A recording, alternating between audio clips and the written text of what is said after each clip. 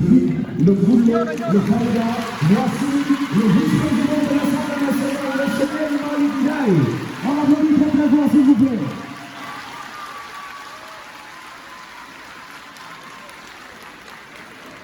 Monsieur El Malick Ndiaye, vice-président de l'Assemblée nationale du Sénégal. On l'applaudit très très fort, s'il vous plaît.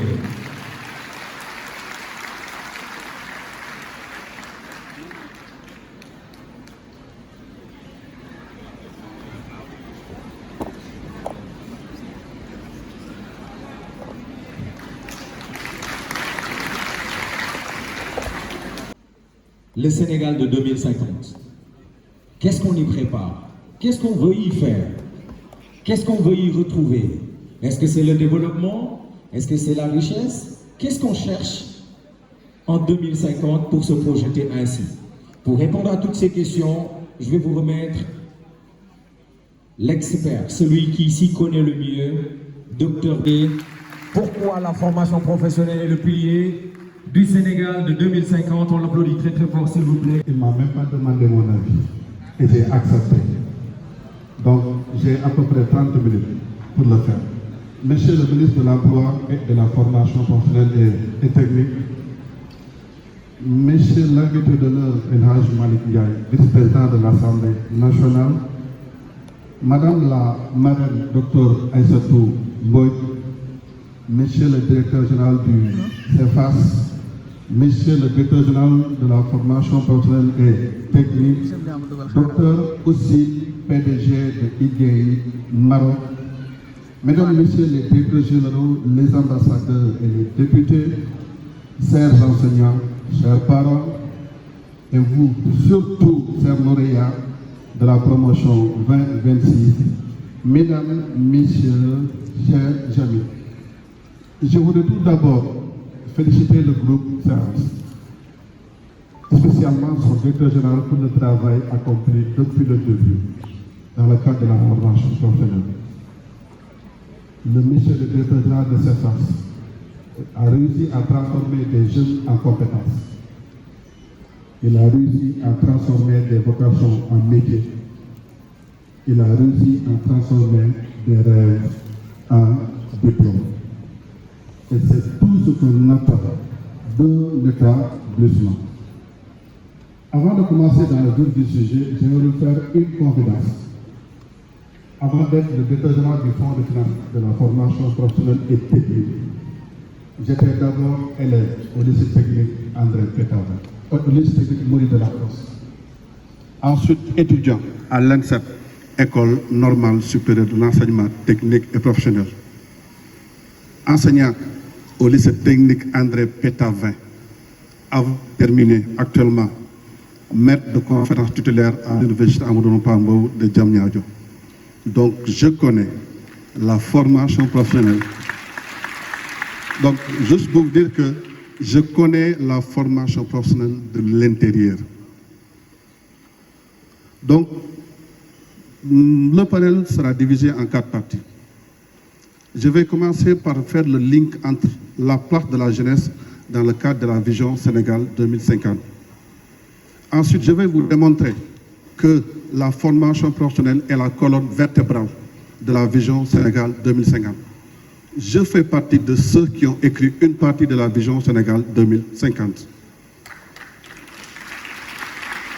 En troisième lieu, je vais montrer la place du 3FPT en tant que banque du financement de la formation professionnelle au Sénégal. Et enfin, je vais terminer avec l'approche processus. Quel parcours nous devons créer pour que les jeunes puissent être insérés. Donc je commence avec la première partie.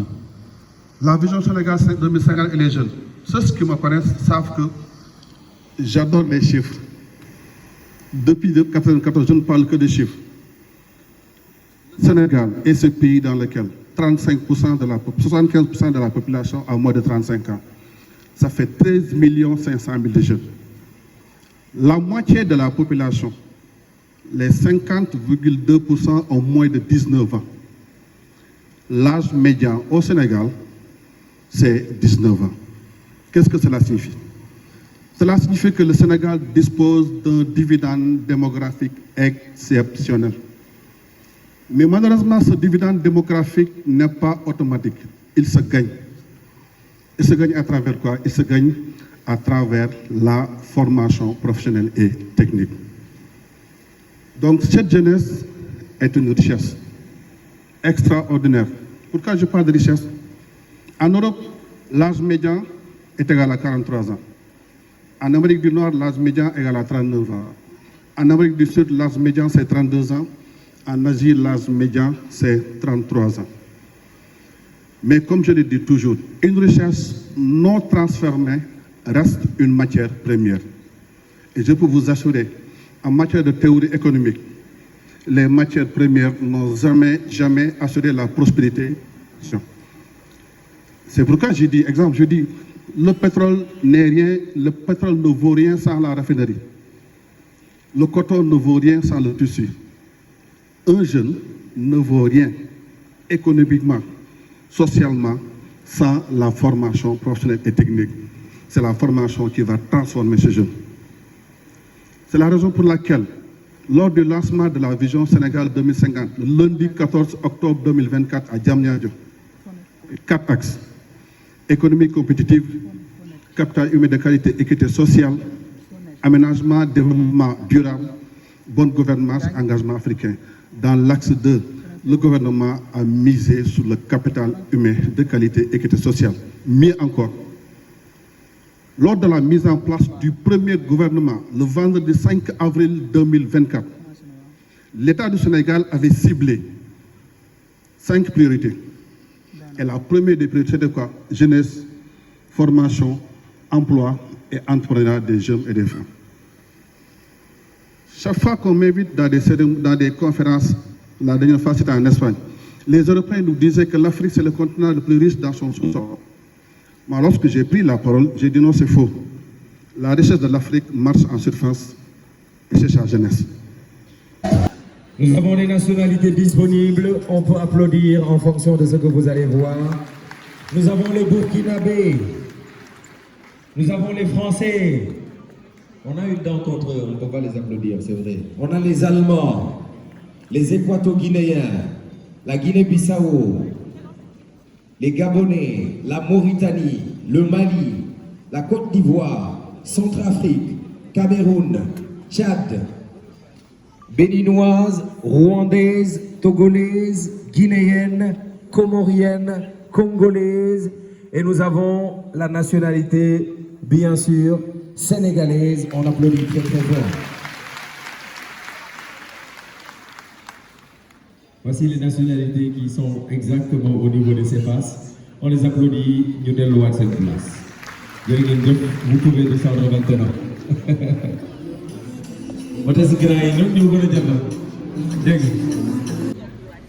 Chers parents, chers lauréats, chers invités, assalamu alaikum wa rahmatullahi ta'ala wa barakatuh. Nous sommes réunis aujourd'hui non pour une simple cérémonie, mais aujourd'hui c'est une victoire pour célébrer aujourd'hui les lauréats de l'école CEFAS. La victoire de la volonté sur le doute, la victoire sur le travail, sur la fatalité, la victoire de la jeunesse africaine sur tous les défis. Ce diplôme que vous avez reçu aujourd'hui pour 3 signatures. Celle de vos sacrifices. La 3e signature, celle de l'Afrique, que je veux aujourd'hui à plusieurs nationalités africaines. Alors, un diplôme, car vous êtes le présent et l'avenir de ce continent. L'Afrique a besoin de vous. L'Afrique aujourd'hui, il y a la richesse naturelle, mais aussi, il ne faut pas oublier qu'il y a aussi la richesse humaine. Au Maroc, aujourd'hui, je suis venu pour la 2e fois pour assister à cette cérémonie de diplôme, de l'invitation de son Excellence Monsieur le Président, M. Dientien, un ami que je le connais depuis 8 ans. Aujourd'hui, ce n'est pas une surprise que j'assiste à cette cérémonie, elle est magnifique, et j'assiste aussi spécialement pour cet événement. 8 ans de travail ensemble, 8 ans de collaboration, 8 ans de travail sur la montée de compétences et la réalisation de soi de nos étudiants. IGATES, un établissement de la formation professionnelle, 25 ans d'existence sur le marché local marocain et l'international. On reçoit beaucoup d'étudiants dans le monde, en Afrique plus particulièrement, et la communauté sénégalaise représente un pourcentage très important.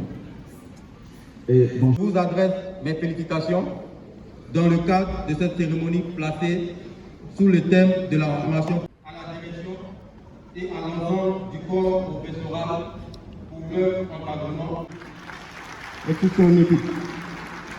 Je vous parler du docteur Sall qui gère la filière ou les filières en informatique, Madame Sarr qui gère les filières en management, il y a Madame Barry qui gère le campus 3, Madame Ndiaye qui gère le campus 5,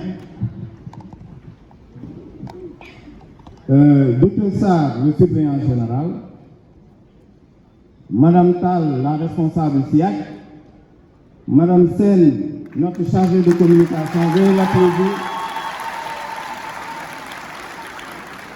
Elle a beaucoup de mérite.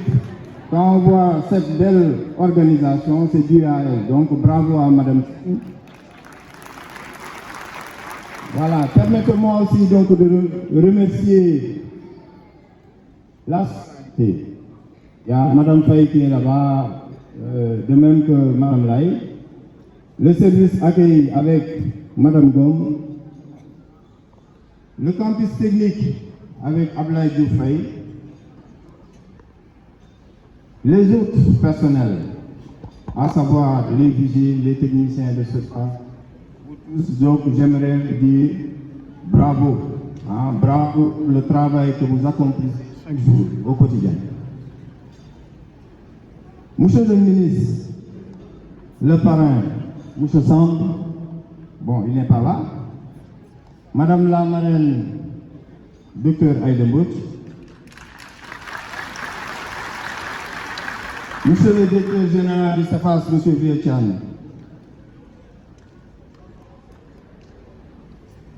Docteur Babo Amadou Ba, DG du 3FDT.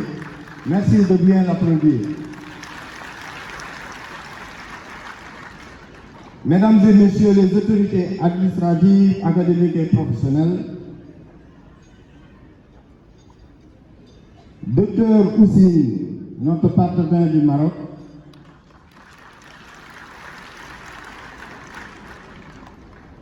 chers enseignants, chers parents, chers invités, chers lauréats, c'est avec un immense honneur et une profonde émotion que je prends la parole aujourd'hui au nom du groupe SAFAS, à l'occasion de cette cérémonie de graduation qui marque l'aboutissement d'années d'efforts, de sacrifices et de persévérance.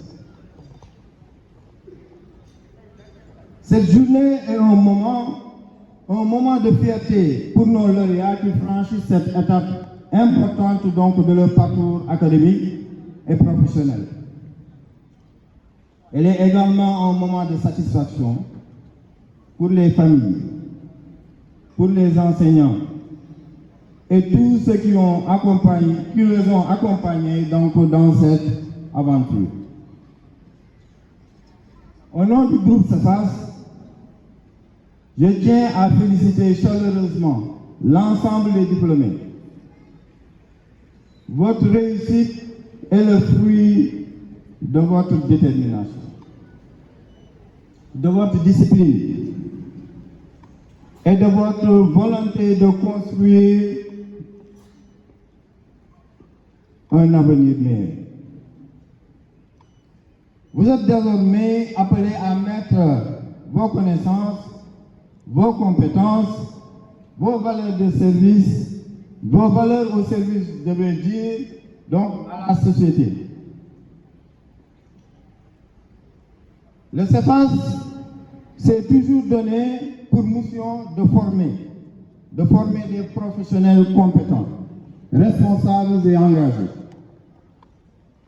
Notre ambition est de contribuer au développement de notre pays et du continent africain à travers une formation de qualité, adaptée aux exigences du monde moderne et du marché de l'emploi.